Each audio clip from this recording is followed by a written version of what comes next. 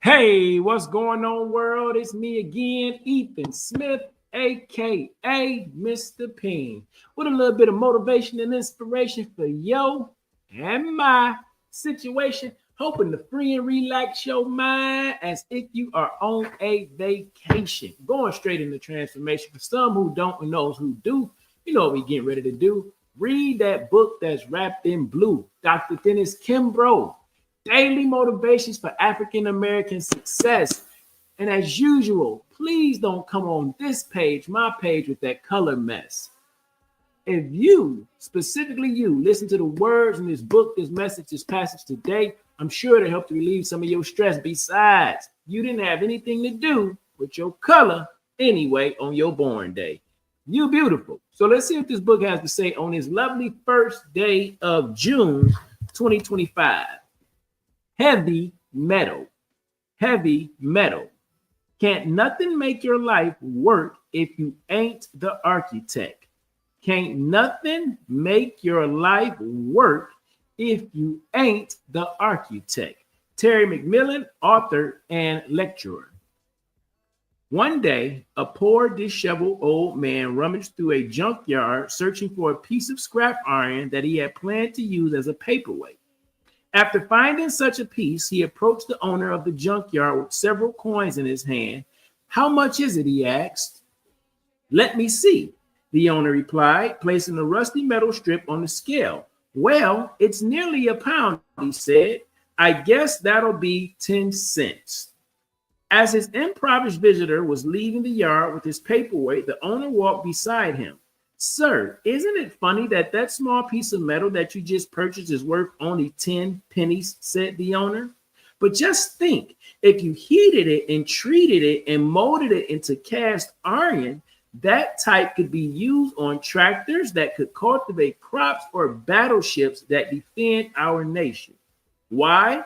That piece of metal would then be worth 80 cents a pound, 8 times as much. As a matter of fact," he added, "if that same piece of metal were made into a pair of scissors, its value would increase to $10 a pound. Furthermore, if this little strip of iron was molded into fine watch components, the price would skyrocket to $500 a pound.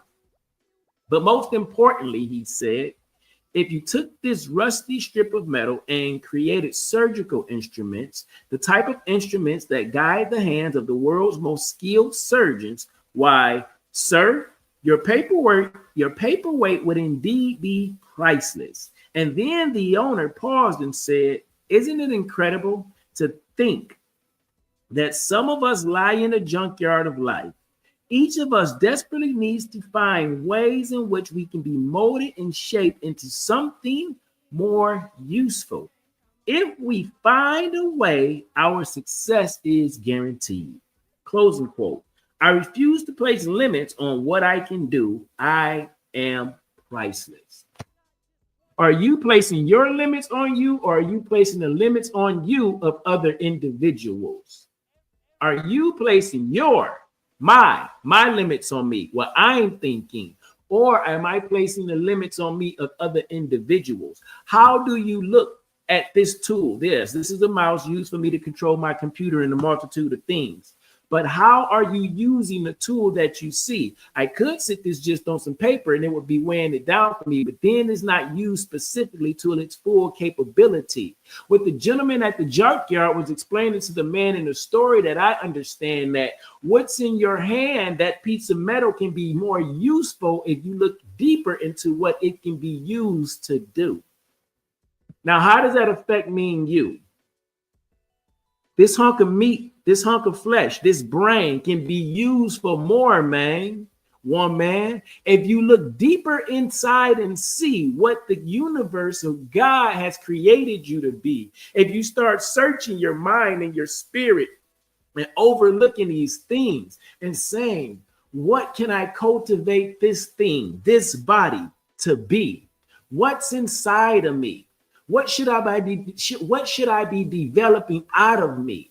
Or should I just be looking at what I have plainly and just working with that I got?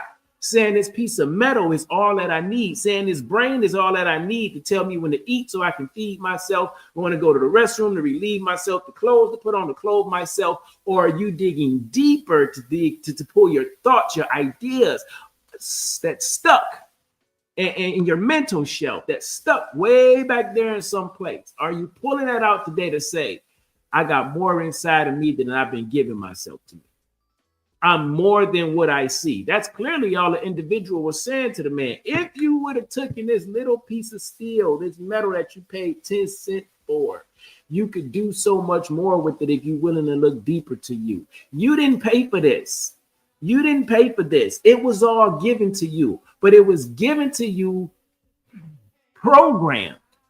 It was given to you ideas and thoughts and things that you could do. But other individuals give you a programming too, and they tell you that this is only cool for a paperweight. And that's not true.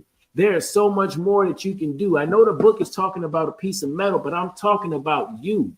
Are you aware, or are you aware of all the things that you're capable of doing?